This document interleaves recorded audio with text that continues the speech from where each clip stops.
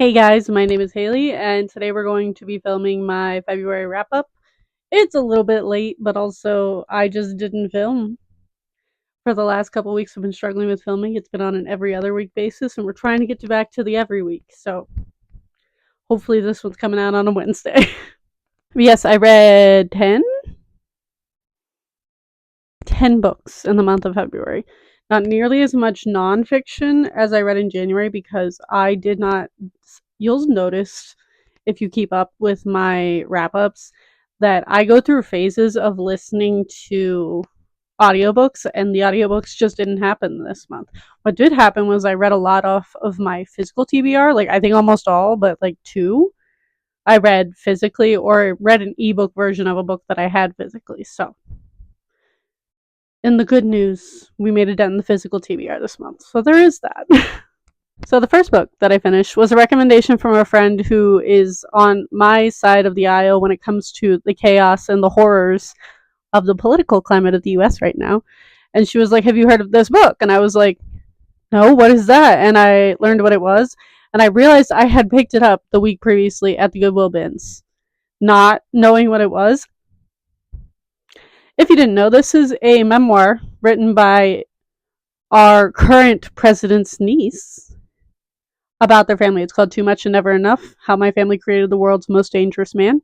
And this is a memoir about her life growing up in close proximity to the Trump family, as well as all of the issues and why Donald Trump is the way that he is. I don't like to say his name on my channel because I am not a fan, but this was fascinating and completely helped me understand why he is the way he is, but also baffled me even more of why the certain amount of people that do support him, often redneck, like working class, lower tax bracket people who are such hardcore cult members of his, are the ones that support him the most. And I can't find the cognitive dissonance of it because he has always been rich, and he quite literally has been handed every single thing that he's ever had by his dad, who protected him at all costs, despite all of his business failures and everything like that, his entire life. But no, this definitely explained in vivid detail why he is the narcissist and why he thinks he can do anything, because that is literally how he was raised, how a lot of his family treated him, and like he genuinely has never been told no in his life. So if you want an inside scoop on his life and why he is the way he is, I highly recommend this. I actually annotated and wrote in this, which I haven't done in quite a while. I actually did with a couple books this month, but yeah, I annotated, highlighted, tabbed, and wrote, and had several comments on this. So I was very tempted for a minute there to do an entire video on this. I might still, if there's an interest. If you are also someone who doesn't like him or just wants to learn more about why he is the way he is, highly, highly recommend. One of my favorite nonfictions, and it's a short one too. Like I read this in like a day and a half on accident because I was so wrapped up in it. Then I was like, that's enough nonfiction for the month. So I read A Sorceress Comes to Call by T. Kingfisher. I actually got this arc before this book came out, and I never read it because I'm bad at getting 2 arcs before they come out, even though I do sometimes win them on like Goodreads giveaways or like at certain events or even little free libraries. I will find there's a little free library near me that always has arcs, often of books that are already out, but sometimes like a couple months before a book comes out. So I think whoever lives there is involved in the publishing industry or knows somebody who does or who is. So, but I did not listen. I read physically A Sorceress Comes to Call, and I'm glad that I read this physically because it kicked off my whole spiel of reading books physically this month, which it's been quite a while since I've read books with my face, if you didn't know. And this is a retelling of the Goose Girl myth, was not something I knew anything about. And this is about a girl named Cordelia, in which her mother has an extreme power over her, in which she can make her obedient, as in like literally physically control her body at, like against her will. And that's so this little girl is terrified of her mother. They get involved in, her mom decides that she wants to have a husband because that will bring them out of poverty. And so she goes to this castle. They are trying to convince one of the lords of this castle to marry her mother. And she makes friends with one of the women who lives in this castle, who realizes the signs of abuse that this little girl shows, and they scheme together to get her mother away from this man, get her away from her mother, and it turns into a whole little fun romp. But the one thing I love about this is the first fantasy of T. Kingfishers I've read. I've read most, if not all, of her horror books, and I've always wanted to get into her fantasies, and this just happened to be the one that I owned. I am a big fan of her other two, especially the Hollow Places is my favorite, and then I also really like the Twisted Ones. And my favorite thing about Kingfisher's books is that there is so much humor within these really, really, really dark stories. And I'm glad to see that that transferred also to her fantasy, because there were a bunch of very, very dark scenes in here for what could otherwise be considered a cozy fantasy. And this definitely was not a cozy fantasy. I would not put it in that category because the stakes are very high and there are a lot of very, very messed up things in here. And she just creates these worlds that are like so unique within the genres that she writes in that I'm always fascinated. So I gave this 4.5 stars. I really enjoyed it, and I'm probably going to read more of her fantasy. I'm very interested in her Paladin's Grace trilogy series. I think there's 4 of them. Next up, we ended up on my accidental historical fiction kick. I read Fire from the Rock by Sharon M. Draper. I've been talking about her a little bit more recently in some of my videos, not only because of Black History Month, but because I've been finding a lot of her books at the thrift stores. And I talked about her in the sense that she is a local author, which I did not know because I grew up reading a lot of her books in middle school. Like, I was a big fan of her Tears of a Tiger series, and Out of My Mind is one of my favorite middle grade books of all time. And I picked up 2 of her books at the thrift store, which another one I'll get to later, not that long ago, and was like, okay, I'll read some more Sharon M. Draper because I never read all of her books because my middle school library didn't have them. And this one was about desegregation, specifically in Arkansas, I believe. Yeah, Little Rock, Arkansas in 1957 when this is set.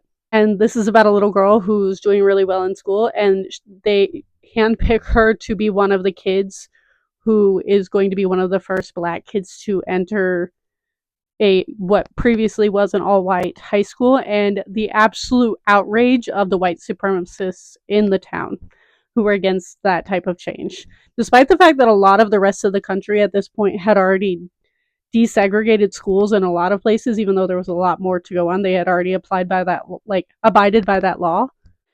And because this is the deep rural South, they were not a fan. Their governor was an absolute horrific human being, and they were fighting against the entire idea of desegregation and putting people of color into previously white dominated spaces. And this historical fiction hit so hard, it made me cry. I tabbed it to absolute death. I highlighted a lot. Like, this one hit me really hard. It's probably going to be on my favorite books of the year. Every time I read a Sharon M. Draper, I'm like, oh, this is my favorite book of the year. I'm just going to have a pile of Sharon M. Draper at the end of the year and be like, these were all of my favorite books of the year. At this point, that seems to be what's going to happen because this made me cry. I think it's such an important read. It is meant for middle grade readers, but is very, very easily read by anyone older, like whether high school or adult. I believe anybody who didn't know about any of these stories should definitely read this to learn more about these topics, especially if you come from a place where this was not really taught in schools, like the actual history of the places that, because a lot of schools will be like, oh, and segregation was over and everybody just got over it and we all aren't segregated anymore, instead of talking about the topics of the places like Little Rock that pushed back against that and the horrific things they said about literal children. I highly recommend this. This also apparently used to be a teacher copy, so this was definitely taught in a school somewhere, and I think it should be taught in schools everywhere. And then next up, I read Onyx Storm. I understand that there are people who really loved Fourth Wing, hated Iron Flame. Same people who hated Iron Flame either like thought Onyx Storm was okay or also hated Onyx Storm. I am not in that camp. I really enjoyed Fourth Wing. I do think Fourth Wing is the best of them. I also really enjoyed Iron Flame, and I also really enjoyed Onyx Storm. I'm just an enjoyer of the series. Do I think it's the best series ever? No. Do I think her writing is the best thing ever? No. Am I going to finish off the series? Probably. Although I'm very bad at keeping up with series. Like, it took me like 3 weeks after getting this at midnight, where I had pre-ordered at a local bookstore of Black Cat, if you are in the Akron area or Medina area of Ohio. But I really enjoy the series. I really like Zayden. I also really like Violet. Violet's infuriating in second book, but I also like her as a character. I like this world. I love the dragons. It's been so long that there's been like a dragon series that I actually liked. Like I grew up reading the Aragon books, and I have always been looking for those type of dragons, like with their own personalities that talk to you in their head. Like those are my favorite kind of dragons. I don't do the dragon shifters. If there's a series that says dragon shifters, I'm like, that's not fun. That just makes them human, and I don't like it. I want the vicious beast dragons, but they also want them to talk to you and have their own personalities. And I feel like the series does that really well. I also surprisingly remembered quite a bit from the first two books, even though it's been like almost a year and a half, I think, since I read Iron Flame. And I thought I was going to be like, oh God, who is this side character jumping into this? I did not have that issue. I pretty much remembered who everything was. And if I didn't, the book did a good job of like reminding me who each person was. So I enjoyed this. I gave it 4 stars. I think it's probably going to be like a 3.754 star series. I think there's going to be what, 5? 7? I don't remember how many she said of them. I'm along for the ride. I enjoy it. I think it's fun. Next up was the one ebook I did read, and that is We Used to Live Here by Marcus Kluwer. Is that his name? Kleiwer? However you pronounce it. And this was a book that I tried to get my hands on for like all of October last year when it came out because everybody was talking about it. And it just sounded right up my alley. It sounds very House of Leaves, like weird hallway that doesn't make sense in the layout of the house. If you didn't know, that's one of my favorite like micro tropes within horror is like hallway or room that doesn't make sense. Sorry, I got a call and it cut me off. But anyway, one of my favorite micro tropes is like the weird hallway or room that doesn't make sense in the layout of the house. I find it so interesting because it doesn't make logical sense. So there's got to be some sort of supernatural element to it, and I love supernatural elements in my horror. And I will say this was exactly that. This is about a lesbian couple who, at one point, the girl is at home alone. These people come up to her door and go, "Hey, my kids never got to see this house. I grew up in this house. Would it be okay if we like came and looked around and then we'll just be on our way?" Like they're like driving through town. And the girl's kind of a pushover and she's like, "Oh my god, maybe not, but also like I guess I'll ask my girlfriend." And like she's such a pushover. It's whatever. I would never have done that in a million years, but you know, I guess somebody on the planet would who has never seen a horror movie. Maybe. So this family comes in, they look around the house. There's a really it like kicks off when the daughter like decides to play a game of hide and seek in the house, and then everything just spirals to all hell from there. Her girlfriend comes home at some point. They like end up spending the it's a whole ordeal, and I loved this. I loved how trippy it got. I loved how like I guess cosmic horror is what you could kind of call it, of just like weird it got at the end. It's exactly what I wanted it to be. I gave it 5 stars. It might end up on my favorites of the year. It's definitely gonna end up in a horror recommendations video because this specific realm of horror, whatever you want to call it, with weird hallways that don't exist, my favorite. Loved this. Next up, I read Friday Black, which I got this at a library book sale not that long ago, so I'm shocked that I picked it up so quickly because books tend to sit on my bookshelf for a little while before I get to them. But this is an anthology. If you know me, I'm not a big anthology fan. The only way to get me to read an anthology usually is if it's horror or queer horror, which explains the 3 anthologies that I own other than this one. And this does have a lot of horror elements. It is written by a Black author, which is the reason that I picked it up. I also didn't realize that it's like relatively well known. When I picked it up, I had never heard of it, and then all of a sudden I started seeing people talk about it for Black History Month, and I was like, "Hey, I own that," which is probably what prompted me to pick it up in the first place. And I started to tab like 2 or 3 of my favorite stories in this. One of my favorites was the story Friday Black, which you might not know this about me. These like little monsters you see around me, especially that green one called Wiggly, is one of Team Star Kids' characters, and they're one of their musicals, which is my favorite of their musicals, is a capitalistic horror musical surrounding the subject of Black Friday. And this was like a really fun play on like shopper mania for Black Friday that I just loved as someone who loves the musical Black Friday so much. I loved that story in here. It was one of my favorites. And I think there was a second story in here that followed that same concept, but from a different character. And then my other favorite in here was Gosh, what was it called? It was called the Finkelstein Five. I believe it was the first story in here. And it was literally about how Black people have to mask in a certain way in public, which I found a very interesting subject to go look into.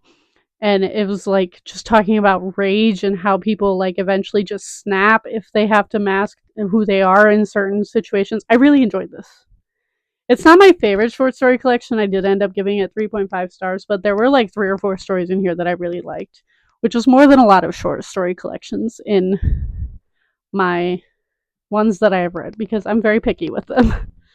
Next up, I went on a Kennedy Ryan kick because I've owned this book for quite a while, never read it, and I've heard nothing but good things about the series. And I read this so fast. I read this on my lunch break. This book is responsible for me actually reading regularly on my lunch break because I read it for like half an hour every day for like a whole week. And I ended up finishing it, which normally if I read a book to or bring a book to read on my lunch break, it like takes me forever to get through it because I get so distracted being at work even when I'm on my lunch break. So I actually brought this one, and a bunch of the girls that work at the center I was at were like, "Oh my god, is that your first Kennedy Ryan?" And I was like, "Yeah." And they were like, "Oh my god, you're gonna cry." And I was like, "Yeah, no, I know. I've heard that I'm brave to have brought this to work because I will probably sob." But I really enjoyed this. This is a second chance romance about this couple who has gotten divorced because of some tragic event in their past, which we find out. I will say the trigger warning is for miscarriage in this, and it is about them trying to see if there is something still there after this tragedy. Even though they've already been divorced, they're already co-parenting, they also own a restaurant together. I just really, really loved seeing how they rebuilt this relationship. I also really loved her friends. So as soon as I found out that her friends were in the other 2 books, I immediately jumped onto the next one. I gave this one 4.5 stars. I really liked it. But then I immediately jumped into the next one and read it in like a day on a Saturday after my work week. And that was This Could Be Us, also by Kennedy Ryan. And this book destroyed me, if you didn't know, because I've never heard anybody talk about this one. I hear all kinds of people talk about Before I Let Go. This one is about one of her friends who finds out that her husband cheated on her and she ends up getting divorced and she's going on a self-love journey. But my favorite part about this is that the male love interest in this has 2 boys who are both on the spectrum but on different ends of the spectrum. They both have autism, and it is suspected that the dad also has it but was never diagnosed. And the dad is already divorced. He has full custody of the kids because that's what's best for them with their being on the spectrum, because they rely a lot on familiarity and things like that, and he was their safe person. And as somebody who works with kids on the spectrum pretty much on a daily basis as a daycare teacher, this was such a good exploration on autism, in my personal opinion. It's a very important resource. Like, yes, it's fiction, but you could tell she did so much research on those who are on the spectrum and how it can affect them, what an autistic meltdown looks like, what a kid who is more nonverbal versus a kid who is more high functioning may look like. I loved this so much, as well as loving the romance aspect of this. I loved our male lead in this, and I can't wait for the third one, but I do think this is going to be my favorite one out of the series because I devoured it and loved every single subject that was talked about and touched on in here. And as someone who came across several books last year that had horrific rep for anybody on the spectrum, especially kids on the spectrum, that is a very big pet peeve of mine of somebody who works with them. There is nothing that will infuriate me more than people talking crap about kids with autism. Like, ooh, I will go on a rampage. But the way it was handled in this was so perfect and so well done and so cautious, and I adored it. I highly recommend, if you did not continue the series, please read this one. And then that weekend, I actually read 3 books, and those were the last books that I read in the month because February ended very shortly after. So the next book I read was Even When Your Voice Shakes by Ruby Yaragaka, and I went into this knowing that there was a trigger warning for rape, just putting that out there right away because I know that is a very big trigger for a lot of people. And this is a story about a girl who lives in Accra, which I believe is in Africa. And she is responsible for taking care of her family. Only her and her brother and like other people in the area. They live in extreme poverty in a city in Africa. And it is mainly, or a lot of it is due to the fact that her mother is in a very deep depression. They don't use that word because that is not a thing that this girl is aware of. And we are definitely in her perspective, but their mother is very obviously very depressed, has never not left the bed, is no longer making money for the family. The ways that she was getting money before are not happening. They're about to be kicked out, and all of these other things that are going on. And then one day, a like what is very obviously a very wealthy woman comes into town, comes talks to her mother, and her mother sends her off with this wealthy woman who is apparently a relative of theirs that she's never met or heard of, and she goes to this wealthy family's house as what is essentially a servant. And this is how she is going to make money for her family. So she agrees to it very reluctantly. And at this house, there are several very entitled men who live there. And there is a scene in here in which one of the boys tries to take advantage of her. It was very, very hard to read. I will say that. And this is a story about a girl who's trying to help her family and is put in such a extreme wealth gap of like she's so frustrated with these people that she works for now when there are people like her family who are back home living in poverty literally and not even a couple miles away who could be helping those who are impoverished and simply choose not to and to live in their wealth. I do think this was a very good exploration of the wealth gap, especially in somewhere like Africa where it is very extreme as well. But I enjoyed this. I gave this 4 stars. I'd never heard of anybody talk about it. I definitely picked this up at like a library book sale, and it was a very, very fast read. It's like barely 300 pages, so I do recommend it. And then the last book that I read in the month of February was Copper Sun by Sharon M. Draper. This was the other book of hers I picked up at a thrift store. I wrote a lot in this one. I haven't yet to tab or highlight in here. I really want to. But this one also came with notes from somebody else who very clearly had read it for what looks like school. And it had like post-it notes and things about like symbolism in here, which I really enjoyed. I like reading back books, usually nonfiction books. I've yet to find it in a fiction book, so this is very exciting for me. But this is the story of the slave ships that came from Africa and where they kidnapped a bunch of young girls and men and people who looked like they would be able to do physical labor and shipped them off to America, in which they would start a new life as slaves. And this was a very hard read. This was not a subject I learned anything about. In fact, I picked up another nonfiction about this subject, this historical fiction, because this is historical based on a lot of those events and all of the research that Sharon M. Draper did to bring it to light for a lot of people who aren't going to read a nonfiction, especially for younger readers. Because again, her books are middle grade but deal with very, very heavy topics. And as you can see, this one, an award, which one is this? The Coretta Scott King Award for nonviolent social change. That's really interesting. I had not read that. But this is about a young girl who her entire family is killed in this attack. She is kidnapped and she is shipped off to America. This also informed me of the fact that when they first came here, I don't know if it was all of the slave ships, and I intend to find out with a nonfiction that I picked up after reading this one, of a lot of them were taken to Boston, which makes sense because that's a big port, but a lot of them went straight to Tybee Island, which I did not know. And as somebody who lived in Georgia for a short period of time and heard everybody talk about how beautiful Tybee Island was, and that was all I knew about it, I had no idea of the history of that island. And this, like, the first several chapters of this made me like go Google a bunch of things about Tybee Island and like the horrific, horrendous things that happened there in the past. And I really enjoyed this. It was a very hard read. There is one scene in here that I will put out that it is a big trigger for violence, but especially violence against children. Like, if you don't want to be spoiled, please click away for the next like 10-15 seconds. But there is a scene in here, and I'm only spoiling it because it was horrifying, and I think that it deserves a trigger warning, but I understand why she didn't.